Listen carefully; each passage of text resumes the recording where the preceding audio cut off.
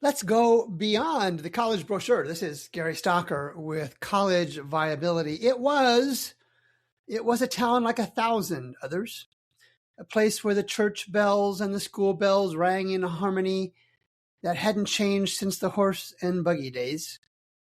For over a century, the college on the hill wasn't just a place of higher learning. It was the town's heartbeat. It was the biggest employer, the best Saturday afternoon entertainment, and the very soul of the community. But then the music stopped. If you look at the news stories, you'll see the names: St. Joseph's, Birmingham Southern, Fontbonne, Cardinal Stritch, and many, many, many others. Names that sounded like they would last as long as the granite signs they were carved into. In his 2025 book, Requiem for a College, Jonathan Nichols didn't just write a college history. He conducted an autopsy. He looked beyond the college brochure promises and found a terminal illness that had been ignored for decades. He saw the ambition trap in full swing. He saw the grand buildings being built on the backs of shrinking classes. He saw boards of trustees who looked at the red ink and simply hoped for a miracle that never walked through the admissions office door. But the real story isn't about the bricks. It isn't about the mortar. It's about the quiet death of a college. Nichols tells of the day the faculty were called into the chapel, not for a prayer, but for a pink slip.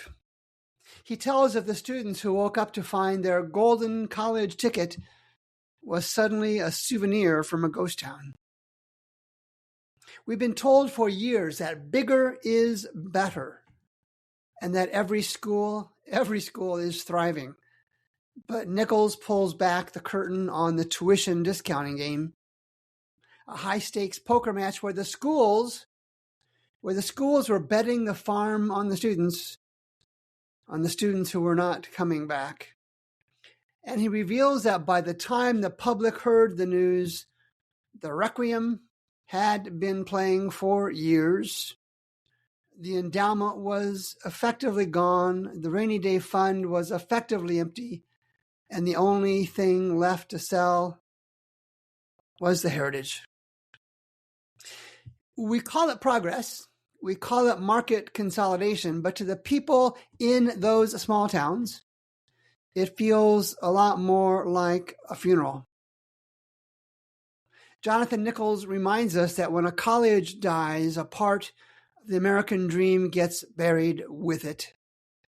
We thought these institutions were the bedrock, but we forgot that even bedrock can crumble if you stop minding the cracks. The brochure said future. The financial ledger said finished. And now we have gone beyond the college brochure.